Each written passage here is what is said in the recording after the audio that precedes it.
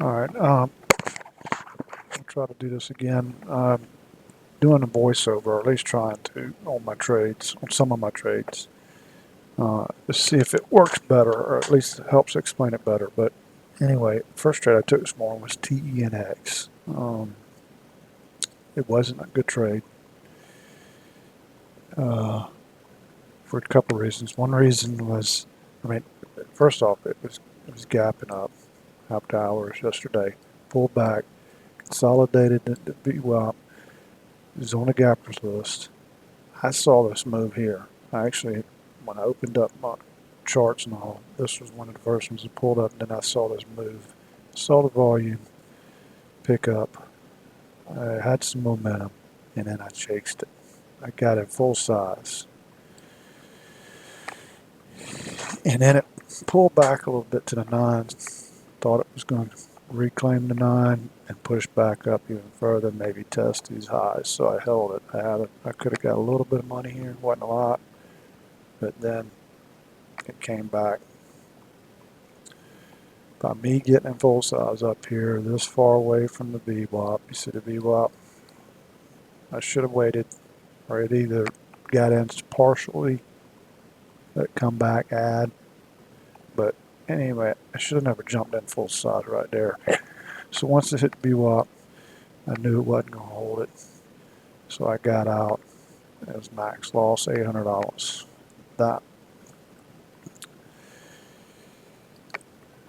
That was not a good trade. Not a good trade. But it happens. It happens to me quite a bit, but typically I'm usually able to recover. Now, let's go to the trade, the second trade. UUU. I traded this thing many times and actually got stuck in a halt that cost me money, but still ended up making decent money on it today. But this was another one on the gappers list.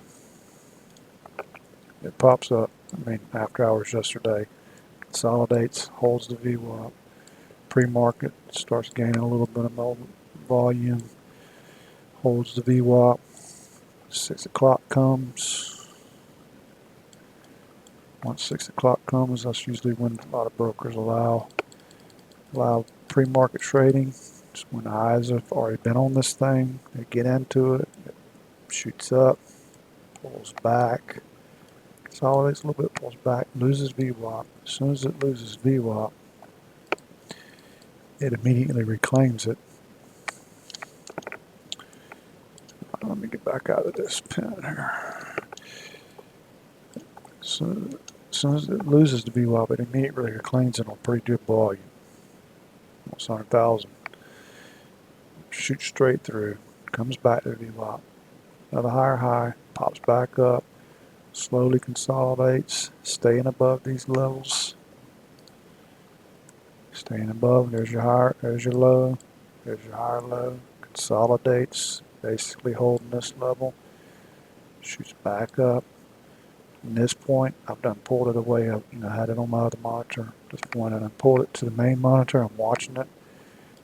This consolidation back catches my eye because it's on lower volume. It moves up on good volume. Pulls back on lower volume. Slows down. Another higher low. Obviously, low, higher low. Consolidation, higher low. As soon as it reclaims VWAP, that's when I decide to get in. Basically, this is a trend trade, trending up. Higher lows, higher lows, higher lows. And if you look at the whole entire chart, it's just a straight upward trend. Wait, that's a big old line. It's just a straight up trend. So everything's high. So that's basically a trend trade. This is basically a trend trade, not necessarily a scalp or a momentum trade. So let's see if I can get this video to work this time for y'all. Get back into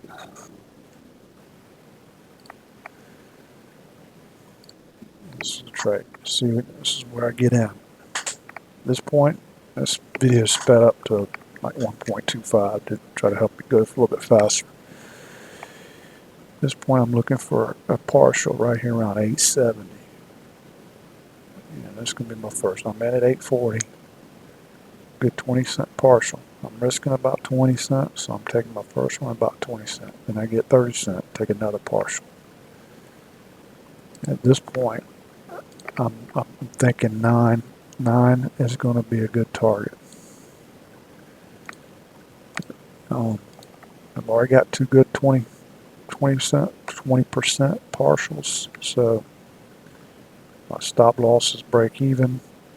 I'm starting to think about 9 as another level. Take some partials maybe on the way up, but I'm already looking at 9. I'm looking at this level 2.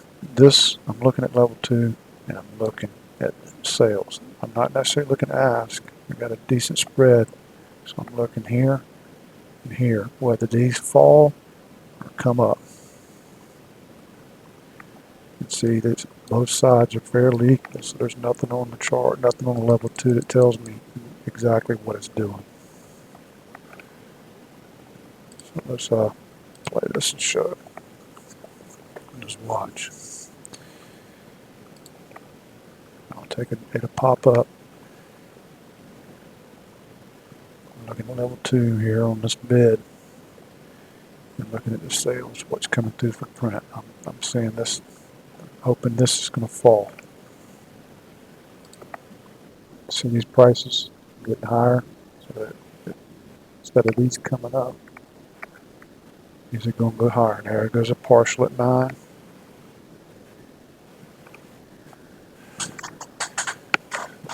I'm still looking at this 9 area. It breaks 9, holds 9, then I'm thinking about an add. And you'll see how I do my adds. It's broke 9. All right, there's the break. I got 1,600 shares. I'm not looking at this unrealized. I am looking at it, but I'm not trading off of that. I'm not trading off that. I'm trading off this, and whatever shows up here or here. That's what I'm looking at. Be nice to take this off right here, but I'm looking at making as much out of this as I can. I've got a good realized partial. I want to maximize what I have and then look for a possibility at an add at some point. Here comes the pop through 9. You can see a big push through 9.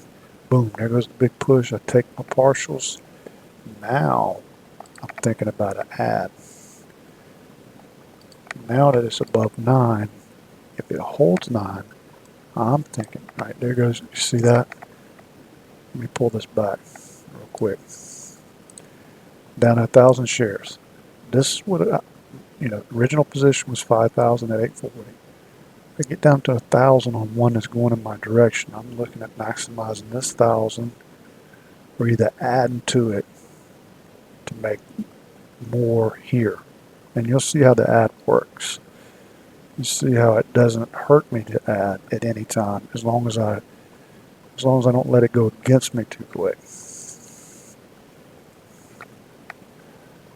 So what I'm doing here is I'm paying attention to the bid section because there's obviously not a lot of volume, MOMO.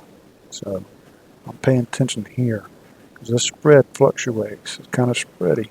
So I don't want this to, if it gets too big of a spread and I'm looking at this, I could lose money on it. So I'm looking at the bid side on this one. Bid side and what sales come through. I'm looking to see if it holds 9. This, look at real quick. Look right here. I also see this here.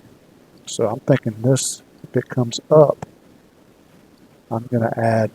That's where I'll add. This starts coming up in anticipation of this break and possibly this 950 break. So that's what I'm trying to watch. Those orders coming up, getting in on an ad, and then trying to maximize my unrealized. So keep watching this. When this starts coming up, you'll see me add into it. I'm still watching this, but I'm also paying attention to what goes over here. You see these orders start coming up? Boom, that's when I add. These orders start 925s, 928s. You see all this? Oh shoot, sorry about that. Darn it. See all these? You got 928, 25, 29. Not much on the big side, but these orders starting to creep up. So I'm anticipating that getting tested and breaking through. So my shares are double. I went from 1,000 to 2,000. My realize actually went up, even though I added. So I'm not losing money. I'm doubling my shares. My risk is moved up to 820, 882. Actually, I'm gonna get all out if it hits 9. That's my stop because I don't want to lose any money on this trade anymore. I don't even want to give back or break even. So my stop is 9. But if you see the ad didn't hurt me. It gave me a chance to get more money because I added to it, but it didn't hurt me. So let's think this thing play out a little bit. And just watch. When I added, I anticipated these numbers over here moving up faster than what they did, but they didn't. Now I'm looking at these sales. I'm paying attention to what's coming through here. I'm thinking to myself now, this didn't move as fast as I wanted to, so maybe I need to cover this partial. I need to cover, there it goes. See, I covered the partial right there. I covered the ad, I'm sorry. So if you look at that, look at what I did. I dropped my position size back down to 1,000. I took half off, got it 300. So I didn't lose by ad. I didn't lose anything by ad because I went ahead and took partials, even though it didn't move in my favor. I took partials before it went against me. Once that thing doesn't pop through immediately after an ad, starts reducing, and it's best to go ahead and cover that ad. And that's what I did. I dropped it back down to what I originally had before that. Still looking good on unrealized, which I'm not trading off the unrealized. I'm still trading the level 2 and the time in sales. And if it doesn't hold 9, I'm getting all out. And at any time it pops 950, I'm making more money because of the ad. But if it doesn't hold 9, right there, anytime I see 9 or anything close to 9, I'm getting out. And see, I'm pulled down. I pulled this down. I'm looking to see if there's anything, and there's nothing. There's nothing on either side. I'm just checking the volume or the float. Float rotated twice already on this one. So, but as soon as I see a 9, I'm gonna get out. I'm looking at the bids. I'm looking at the time of sales. Here comes the bids, and here comes time. Boom, right there. Did you see it? 9 hit.